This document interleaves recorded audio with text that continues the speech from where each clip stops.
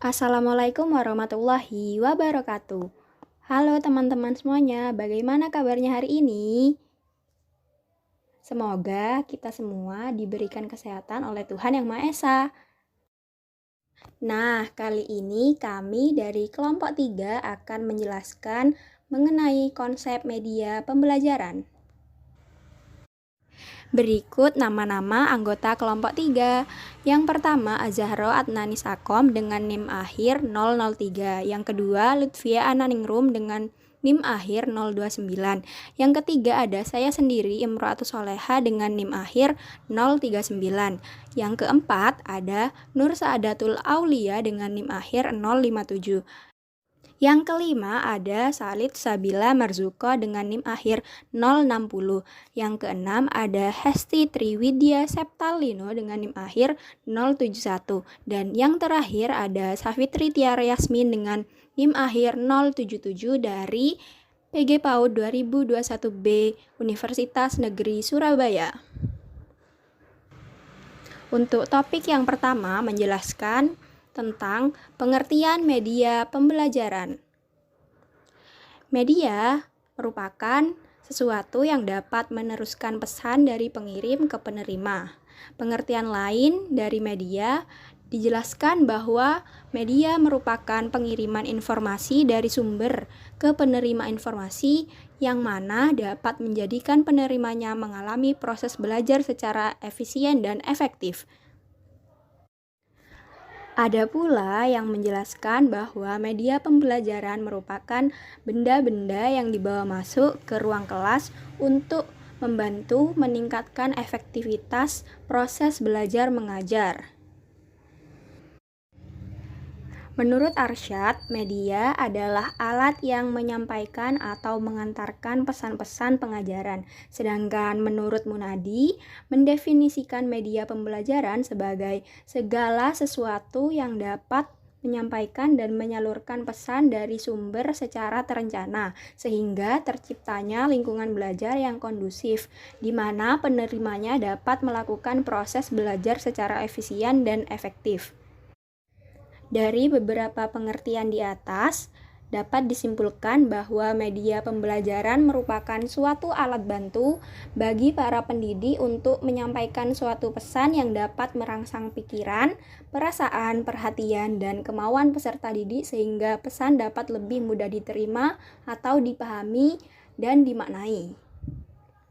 Selanjutnya yaitu manfaat media pembelajaran. Manfaat dari media pembelajaran dalam proses pembelajaran menurut Sujana tahun 2005 nomor 99 sebagai berikut. 1. Sebagai alat bantu untuk mewujudkan situasi pembelajaran yang efektif. 2. Penggunaan media pembelajaran merupakan bagian yang integral dari keseluruhan situasi mengajar. 3. Dalam pembelajaran penggunaan media harus memperhatikan tujuan dan materi pelajaran. Yang keempat, penggunaan media pembelajaran bukan semata-mata untuk hiburan, melainkan untuk melengkapi proses belajar supaya lebih menarik perhatian anak usia dini. Dan yang kelima, penggunaan media pembelajaran untuk mempercepat proses pembelajaran dan membantu anak usia dini untuk menangkap pengertian yang diberikan guru. Keenam, penggunaan media pembelajaran untuk mempertinggi mutu pelajaran. Menurut Sujana dan Rifai tahun 2009 nomor 2. Manfaat media dalam pengajaran yaitu sebagai berikut. 1. Pengajaran akan menarik perhatian anak usia dini sehingga dapat menumbuhkan motivasi belajar. 2. Bahan pengajaran akan lebih jelas maknanya sehingga mudah dipahami oleh anak usia dini. 3. Metode pengajaran akan lebih bervariasi sehingga anak usia dini tidak mudah bosan dan guru tidak kehabisan tenaga apabila guru mengajar untuk setiap jam pelajaran. Yang keempat, anak usia dini banyak melakukan kegiatan belajar mengajar. Sebab tidak hanya mendengarkan uraian guru, tapi juga aktivitas lain, seperti mengamati dan mendemonstrasikan syarat kriteria pemilihan media yang baik. Klasifikasi media menurut Rudy Brecht. Rudy Brecht mengidentifikasikan jenis-jenis media berdasarkan 3 unsur pokok sebagai berikut. Yang pertama ada suara, yang kedua ada visual, dan yang ketiga ada gerak. Brecht mengklasifikasikan media menjadi 8 kelompok, yaitu Yang pertama ada media audio, yang kedua ada media cetak, yang ketiga ada media visual diam, yang keempat ada media visual gerak, yang kelima ada media audio semi gerak, yang keenam ada media semi gerak, dan yang terakhir ada media audio visual diam dan media audio visual gerak. Yang selanjutnya, klasifikasi media menurut Anderson. Anderson mengelompokkan media menjadi 10 golongan, yaitu yang pertama ada audio, yang kedua ada cetak, yang ketiga ada audio cetak, yang keempat ada proyeksi visual diam, yang kelima ada visual gerak, yang keenam ada audio visual gerak, yang ketujuh ada objek fisik, yang kedelapan ada manusia dan lingkungan, dan yang terakhir ada komputer. Selanjutnya, Lessing, Pollock, dan Reigelut mengklasifikasi media ke dalam 5 kelompok, yaitu yang pertama ada media berbasis manusia, yang kedua ada media berbasis cetak, yang ketiga ada media berbasis visual, yang keempat ada media berbasis audio visual, dan yang terakhir ada media berbasis komputer. Selanjutnya, Cram mengkelompokkan media sebagai berikut. Atas dasar kompleksnya, yang pertama ada media besar, yang kedua ada media kecil, yang ketiga ada media massal, yang keempat ada media kelompok, dan yang terakhir ada media individual. Selanjutnya ada klasifikasi media menurut Kemp dan Dayton. Kemp dan Dayton mengelompokkan media dalam 8 jenis. Yang pertama ada media cetakan yang meliputi bahan-bahan yang disiapkan di atas kertas untuk pengajaran dan informasi seperti buku teks, lembaran penuntun, penuntun belajar, penuntun instruktur, brosur, dan teks terprogram. Media cetak untuk anak usia dini juga bisa menggunakan foto atau poster. Yang kedua ada media pajang yang digunakan untuk menyampaikan pesan atau informasi di depan kelompok kecil seperti papan tulis, papan buletin, dan pameran. Dan yang terakhir ada OHP dan transparansi. Yang diproyeksikan dari transparansi adalah visual, baik berupa huruf, lambang, gambar, grafik, atau gabungannya pada lembaran tembus pandang atau plastik yang dipersiapkan untuk diproyeksikan ke sebuah layar atau dinding. Yang selanjutnya ada rekaman audio tape yang berisi hasil rekaman pelajaran yang dapat diputar kembali pada saat diinginkan. Selanjutnya ada seri slide, film bingkai, dan film strip merupakan suatu film transparansi yang berukuran 35 mm dengan bingkai 2x2 inci dan terbuat dari karton atau plastik.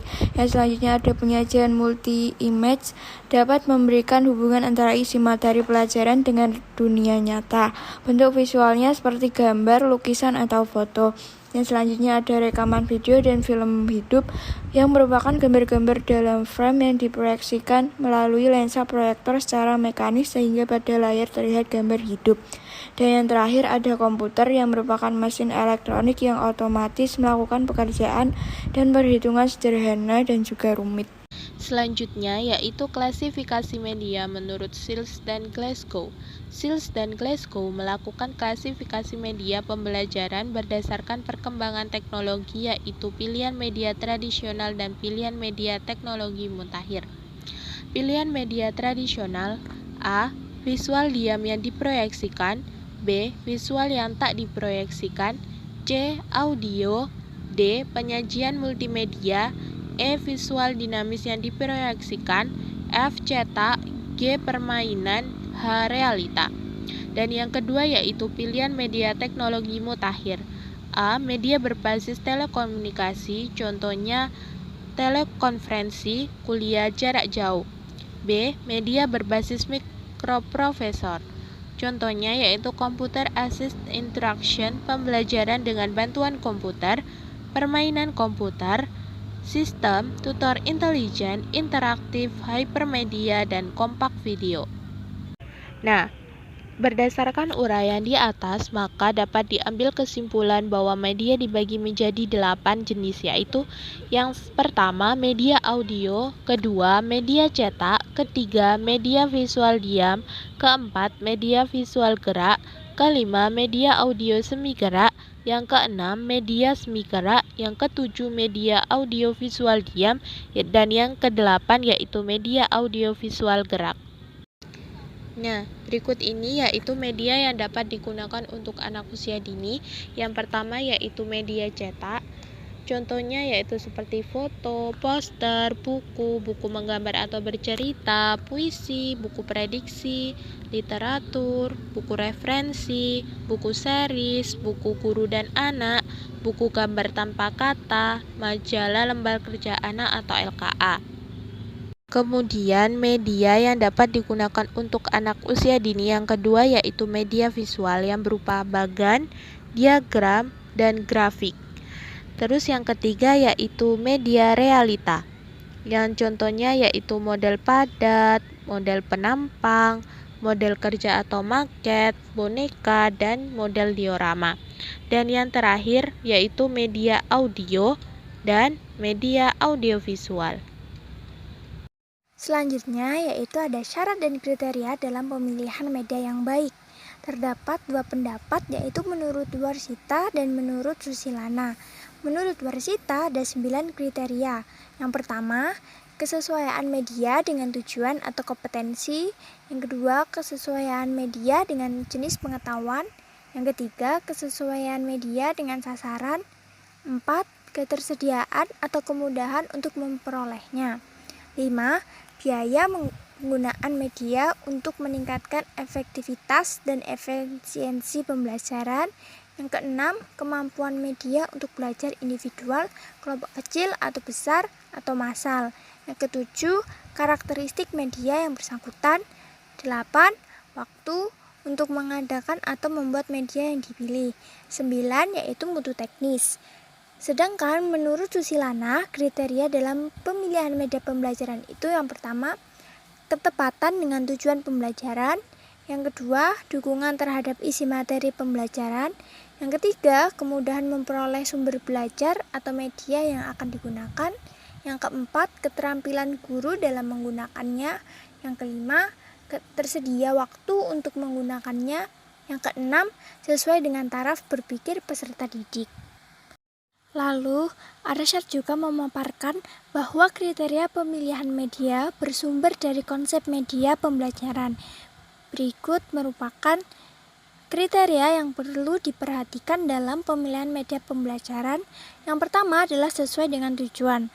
Maksudnya, media pembelajaran harus dipilih berdasarkan tujuan instruksional, yaitu lebih mengacu setidaknya 2 dari 3 ranah kognitif, afektif, dan psikomotorik. Yang kedua yaitu tepat mendukung materi yang bersifat fakta, konsep, prinsip, dan generalisasi. Maksudnya, media yang dipilih hendaknya mampu diselaraskan menurut kemampuan dan kebutuhan anak didik dalam mendalami isi materi. Yang ketiga, praktik, luas, dan bertahan. Media pembelajaran yang dipilih tidak harus mahal dan selalu berbasis teknologi. Penggunaan media pembelajaran yang simpel dan mudah, harga terjangkau, dapat bertahan lama, dan dapat digunakan secara terus-menerus patut menjadi salah satu pertimbangan utama dalam memilih media pembelajaran. Yang keempat yaitu mampu dan terampil dalam menggunakannya.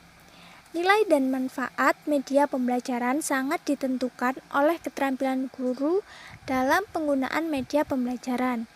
Keterampilan penggunaan media pembelajaran juga nanti diturunkan kepada peserta didik. Yang kelima yaitu pengelompokan sasaran.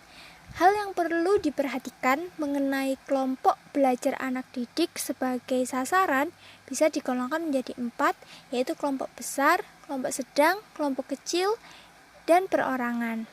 Serta latar belakang secara umum tiap kelompok juga perlu diperhatikan seperti latar belakang ekonomi, sosial, budaya, dan lain-lain.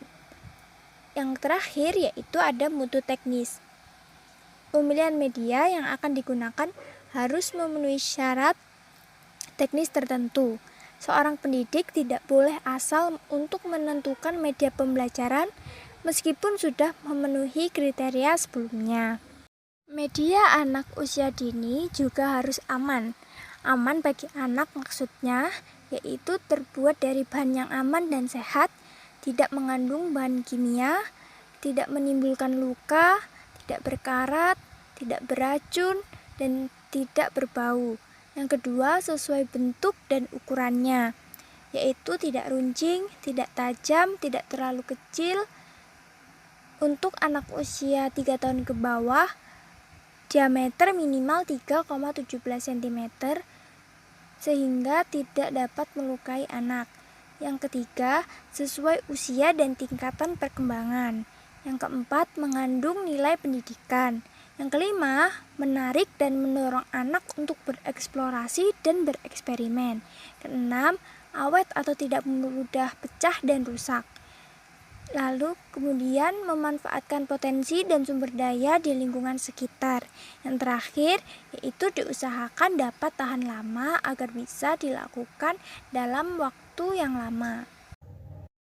Ya, itu tadi penjelasan mengenai konsep media pembelajaran yang dibawakan oleh kelompok 3.